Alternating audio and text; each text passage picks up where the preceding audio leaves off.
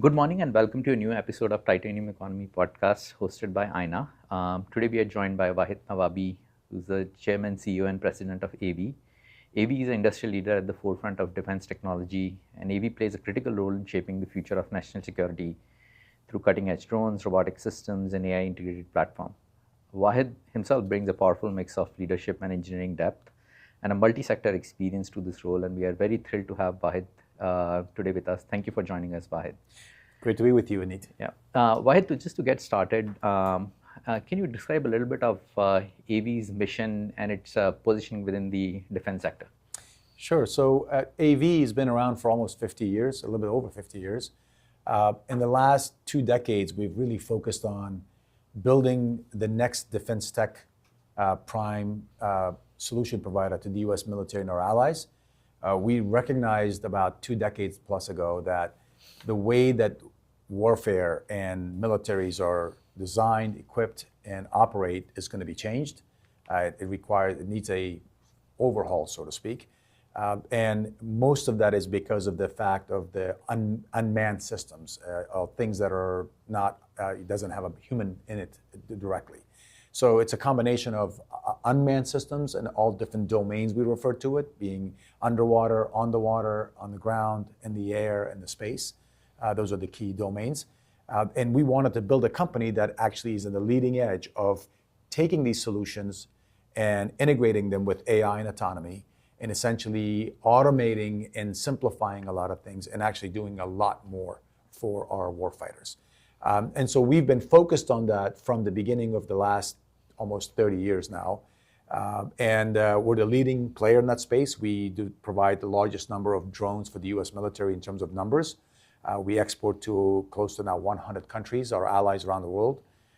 And we're known as the company that can not only innovate and disrupt the market, but actually deliver at scale.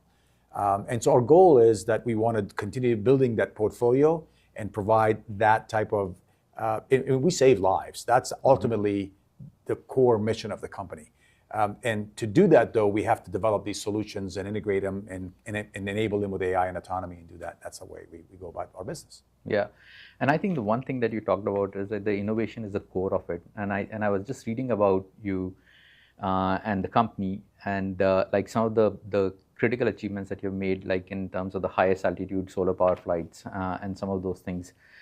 Talk to me a little about this DNA of innovation that you have within Navy.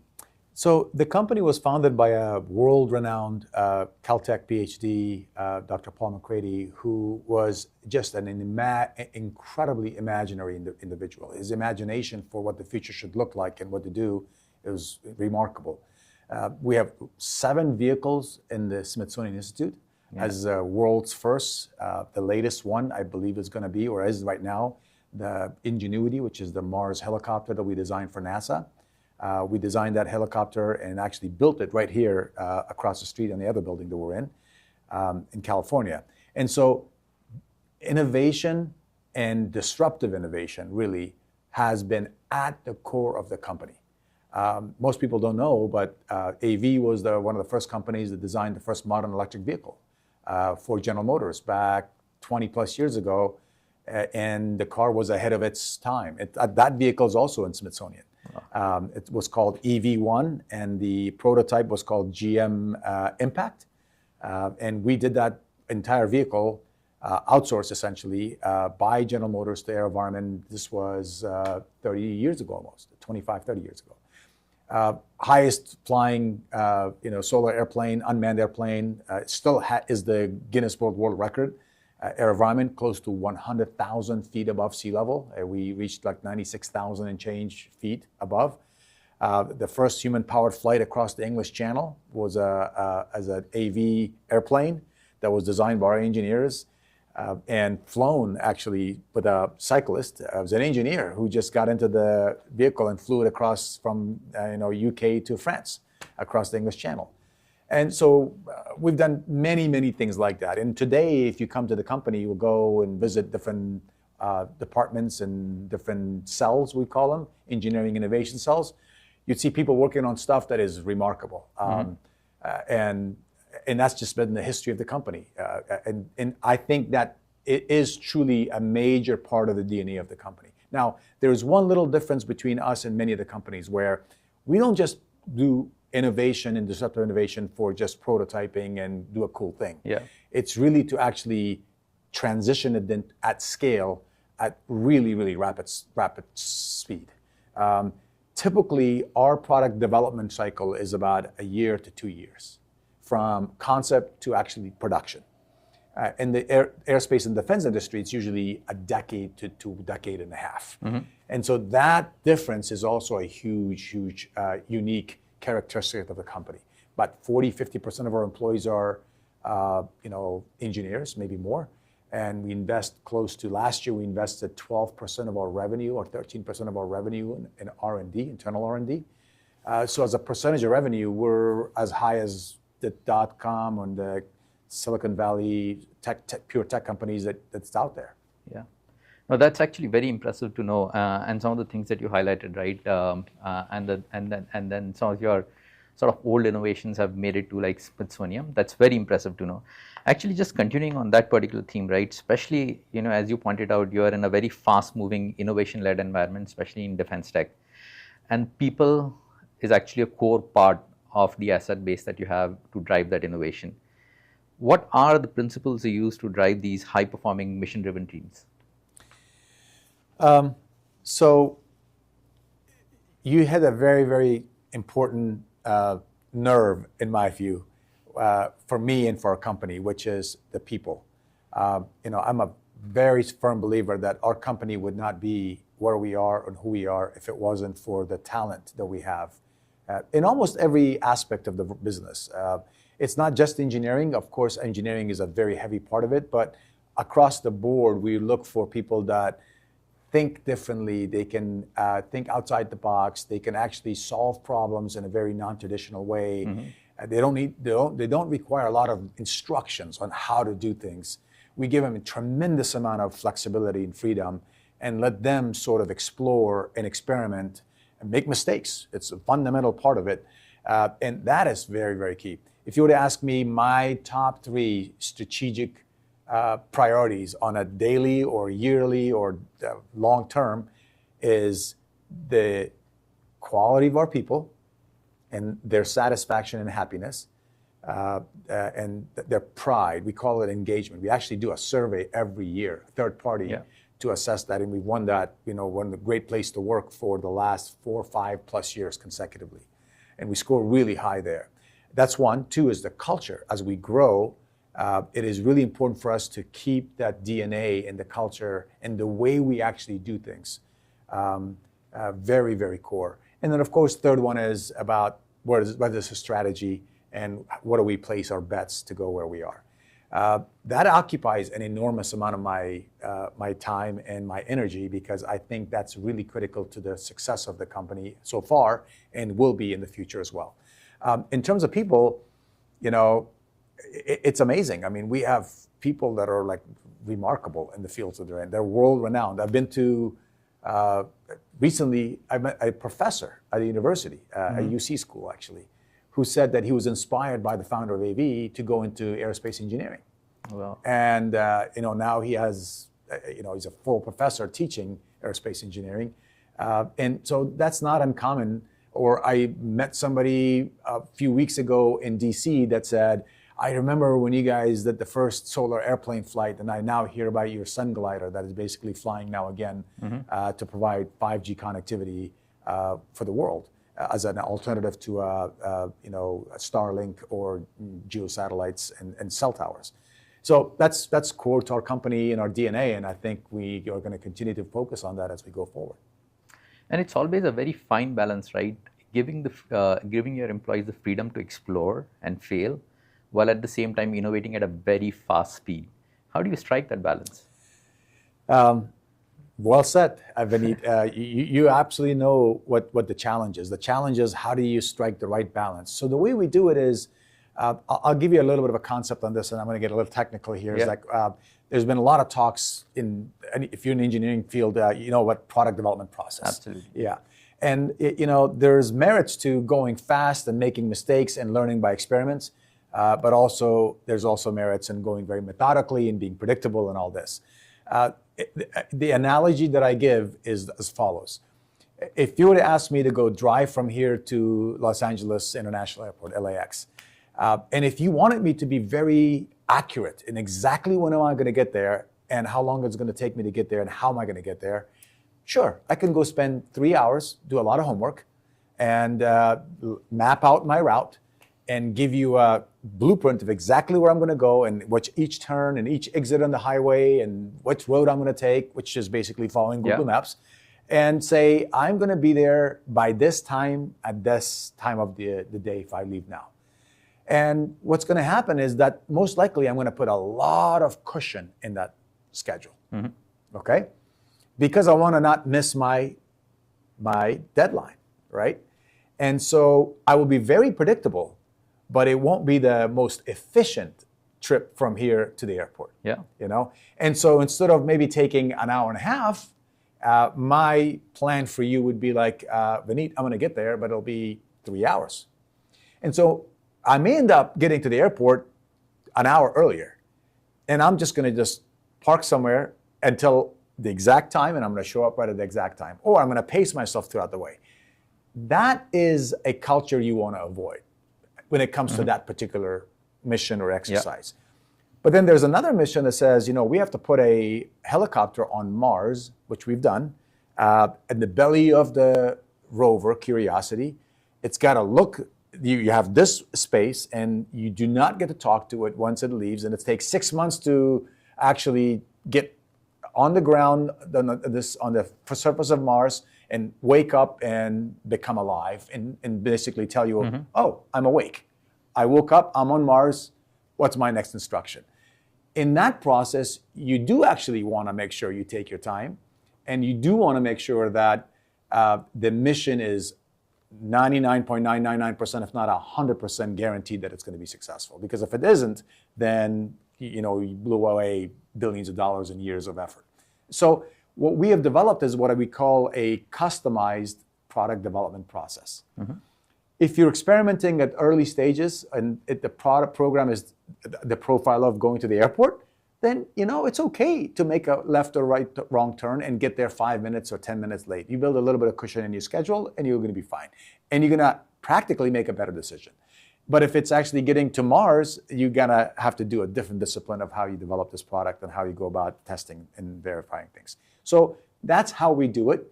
And it actually has been working well for us. It's always a struggle. It's not perfect. But we have this way to actually categorize them in 5 different types of development. And there are different phases and stages and different requirements.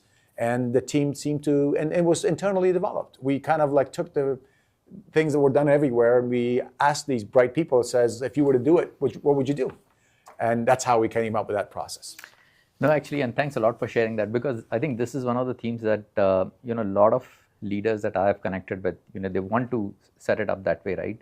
They want to give a freedom to the teams, and they also want to then innovate at a faster pace. And it's always been a struggle to find that right balance. So definitely, I think, some of the things that you shared will be very helpful. Now, switching a little bit to the product portfolio of AV, especially with the Blue Hello acquisition, right? Like you have a very comprehensive and a complete portfolio in many ways.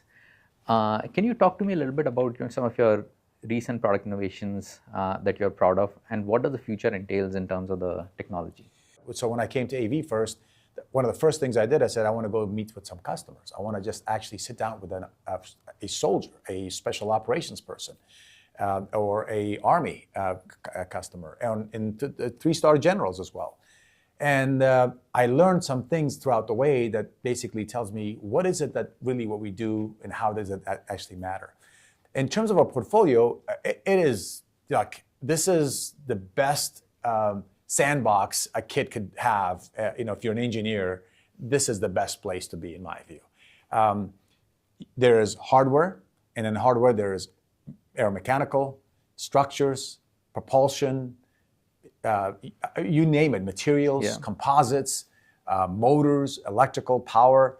And then if you look at software side, is a whole world of software. We do anything from embedded software deep into a processor to all sorts of graphical user interface, autonomy, AI, computer vision. it's all bundled together to develop a system that then actually achieves a mission. And so we've actually created some of the categories that we're in. We invented the category. Loitering munition as a term did not exist before we coming up with AV coming up with Switchblade. Switchblade became the terminology for loitering munition. One-way attack drone was unknown. We were the ones who actually were using that a decade ago. And we came up with those terminologies, and we actually even educated our customers with it. So Switchblade, it's a phenomenal capability. Red Dragon is the next version or the next phase of this one-way attack that I think is going to be probably as big, if not bigger than Switchblade as a franchise for us.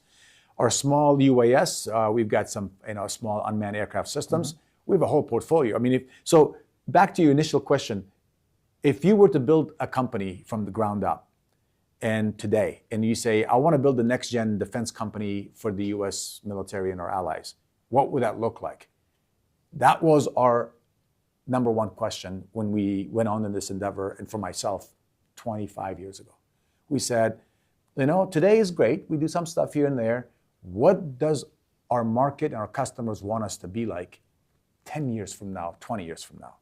And we really had that vision. Not all of it, absolutely not all of it. And we made a bunch of tweaks and turns, but that was core. So now we are, and essentially every domain you can imagine. We have systems that are underwater, robots that go and actually do things underwater. We've got systems drones that can come out of a submarine and opens its wing out of the water and then start flying. We've got systems on land, on water as well, on land. And then, of course, the things that fly, ground robots to drones, loitering munitions. And then the other two categories that Blue Halo brought to us is the space comms and space domain. We did not really have a lot of expertise in that area. We had some engagements with the Mars helicopter and counter UAS, counter drones. It's an area that we always wanted to be in. We just had too many things to do. We just couldn't do all of it all at once. And Blue Halo is the leader in those two, plus also the cyber and intel aspect. And it's mostly defensive and mostly offensive cyber operations too. Very deep expertise in that area as well. So they bring those things, plus the last piece I want to add, which has sort of implications on both counter UAS and other things, communication, is directed energy. We believe that counter drones and counter missiles and hypersonics, it's going to be a layered approach to how you defend against targets and threats. And there's not one silver bullet that solves every problem. So you have to have a layered approach of building a solution set that detects, identifies, categorizes, and then actually engages and neutralizes different types of threats in that entire arena. And so Blue Halo essentially brought a significant amount of capabilities that's complementary to AV with almost no overlap. Yeah. I want to focus on one of the things that you said, and I've heard you say that before as well, right? Basically, you had a vision to build a company that will cater to all the current and the future needs, and you wanted to position AV in that way. I'm sure a lot of thinking, planning went into positioning AV in this unique way. Can you walk through that journey a little bit, for our audience? Sure. So, yes, there was a lot of thinking, a lot of planning, a lot of execution, a lot of tough decisions. And some of it was also fortunate in timing. It's not always 100%, you plan it and it happens that way. And I consider that fortunate part to be prepared. What's the definition of luck to me is, preparation meeting opportunity. Yeah. What it took, it does take nerves. It does take patience. There's a saying within AV that I truly believe it's true, and it's not something that I've created. It's actually my predecessor that used to say this, that we're typically about a decade ahead of our markets and our customers. And the reason for that is primarily because of a concept that I learned a long time ago, which is customers are always right on what they need, but they're not always right on what they want. And so I explain this to every new hire that comes to the company. because I truly believe in that. And I learned this from someone else in my past, a mentor of sort. Customers are right on what they need is, so you need to get from here to LAX. That's a need because you have to go and get to LAX. You have a flight to catch. But if you said, I need a bicycle, or I want a bicycle, and I said, why? You're going to say, because I want to get to LAX. Your want doesn't match your need. A car is a more practical way to get there. And so we fight this every day with our customers. They keep talking about what they want instead of focusing on what their need is. And so that DNA is part of why I believe we have been successful. We've really focused on what is the mission that the customer is trying to achieve? What is the real problem they're trying to solve? And a lot of our products actually encompasses those requirements, deep level, lower level requirements that then we build into features and capabilities in the solution set. So that is another part of our culture, DNA, and strategic way of building products. Red Dragon was done that way. Yeah. Red Dragon, we were actually in the field with our customers watching what is working with Switchblade and what things they cannot do with it. And we said, that is something else. This product is not meant for that mission. There's tremendous amount of missions that Switchblade can do very effectively and better than anything else. But this other set, we need to develop a new capability that was with that. So that's sort of like how we've done it as well as a company. Perfect. No, and I think the one thing that you talked about, right, it's very powerful in really trying to understand what the customer needs are and building a solution around that which sort of exceeds their expectations. And I've seen a lot of successful companies, successful leaders really trying to get connected and have a very strong pulse on what the market needs are and designing a solution around that. And it's good to hear that from you as well. But I want to talk a little bit about sort of your experience coming into AV. You have led multiple complex business units around electrical equipment and energy, and now you are in defense. What frameworks have you used from those other industries that helped you at AV? Sure. So, I started my entire career as in the commercial world, tech world, a company called American Power Conversion, APC, which we eventually was sold to Schneider Electric. It was a very small startup up in Massachusetts, Boston area, with 3 MIT guys. And that business, we grew really rapidly. It's almost, to some extent, very similar to AV. And one of the reasons why I came to AV was because it looked and felt like the old APC days that I was there. And I think there's a lot of similarities on how I approach things that I learned there that I'm trying to apply here. So, we all learn a lot throughout our career. And those learnings inform our actions and our decision making and our way of actually doing things. Clearly, I've learned a ton of stuff here at AV throughout my last 15 years or so, but the first 16 years of my career at APC, I learned tremendously as well. And the good thing was that throughout the time, we grew from a very small company to a Fortune 700, $2.5 billion in revenue and 10,000 employees. And I got to do so many different things.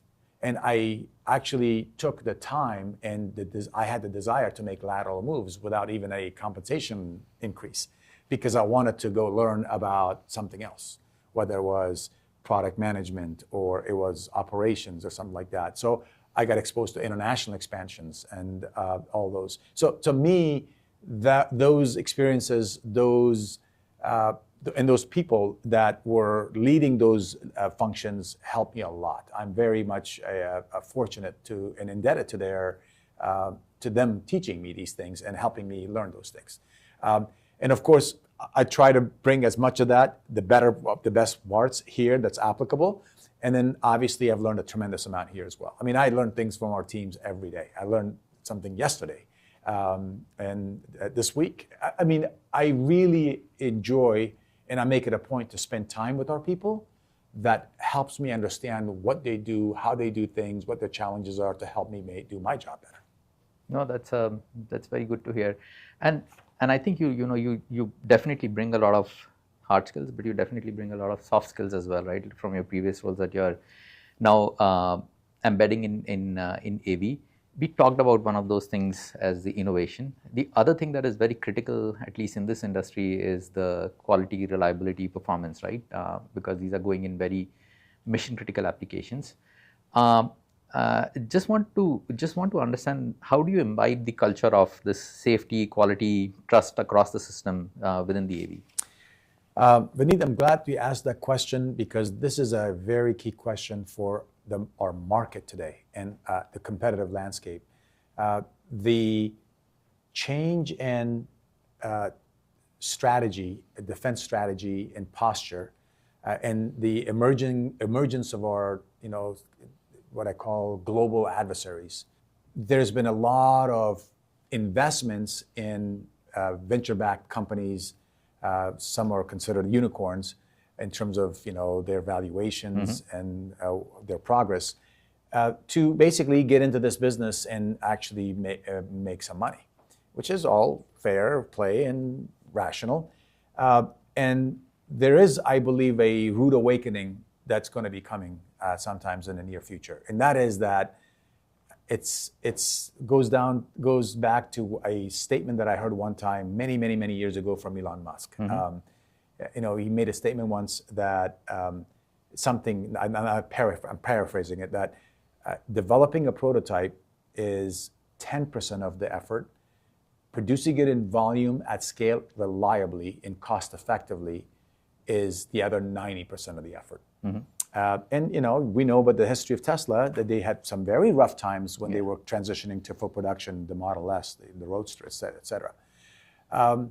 And that is so true in our space. The requirements, when you get to the operational requirements, logistical requirements, lifecycle management requirements for any of our products is this thick of a book by our customers. Yeah. And it's not because they just want to write a lot of stuff. It's because it's that rigorous and that difficult. Perfect example. I had bought a hobby drone for my son when he was younger, about a few years ago, and he crashed it in the second day. Oh. Yeah, he hit a tree and the thing fell apart and became obsolete for maybe 1 month until I got the part to fix it. And that was a consumer type drone.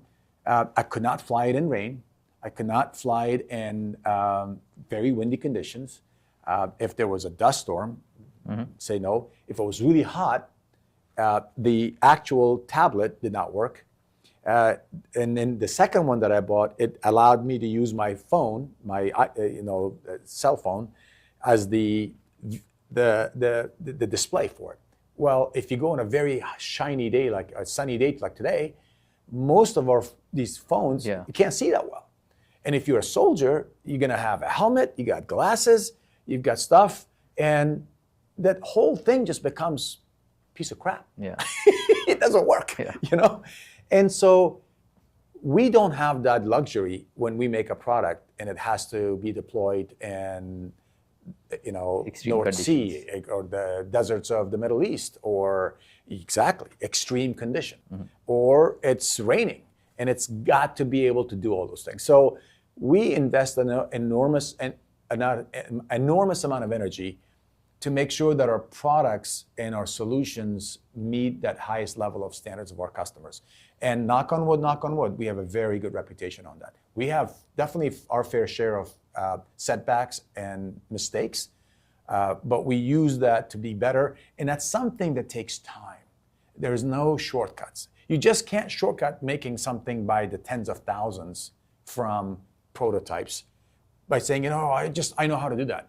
No matter what the product is, it takes effort. Yeah. It has taken us over a decade to get to where we are with Switchblade. And we can produce, we're the largest producer today by the thousands of loitering munitions, but it didn't happen overnight by accident. It took years and years of rigor. And so I think there's going to be a valley of death somewhere where some of these companies are going to learn the hard way that, yes, I can make a prototype and I make a nice video, but can I make thousands of them at scale? That's a different ballgame, in my view. Yeah. And I think, you're absolutely right. Like, getting to a mass production at the cost, at scale, is very difficult. And I think you guys have actually done it in spades, and sort of, that's what the market differentiates you about. Switching a little bit to some of the recent trends around AI and ML, and of course, AV has been on the forefront with the automation, for the long time in its history. But there have been some recent advances both in the AI machine learning space. How are you embedding some of those recent, models that are coming out into some of your, AI-enabled platforms? Sure. So again, another great question, because this is a very core piece of our business. We do sell some software to our customers as a software, but a lot of our software is sold as a differentiator in our hardware. There's a tremendous amount of software in our products. Probably 40% plus of our engineering employee base of our engineers are some version of software engineers, because there's so much software in our stuff, from the gimbal to the avionics to the autopilot to the targeting to the et cetera, et cetera. There's fundamentally two aspects of AI that's really at the core of our solution set. One is what we refer to as autonomous operations, and then the second one is computer vision for recognizing objects or targets. And those are the two primary, not the only two, but the two primary domains of AI that we have been investing heavily for the last decade, actually. Way before it became even known today that we can do these things before. So what do we have to do in terms of autonomy? Almost every drone relies heavily on a GPS signal from satellites, as well as they rely on full motion video to be able to autonomously to fly, right? And so we have invested very heavily on figuring out how do we allow these systems to be able to go from point A to point whatever and find its way autonomously without GPS and without talking to them. That's one domain. It's a huge amount of effort that we do, and it's basically embedded into a lot of our solutions. The second part is that once you get to where you are, call it the contested environment of the battlefield, then you have to be able to recognize, what am I looking for without a human judgment, and do it even better than a human, no matter what the conditions are. Day, night, snow, rain, et cetera, et cetera. And that's where this neural networks and computer vision and machine learning algorithms come into play. We don't use anything specific or unique when it comes to the actual large language models and algorithms. The secret sauce is not on that. The secret sauce is the annotated data sets that allows you to train those algorithms and constantly actually update them. Unlike the autonomous driving car for passenger cars, we're not looking for traffic lights. We're not looking for pedestrians or walkways and roads or highway signs. We're looking for a specific model of an airplane or a runway or a tank that can be distinguished from an enemy from a foe. And there's camouflage involved. These all sorts of things. There's distances, angles.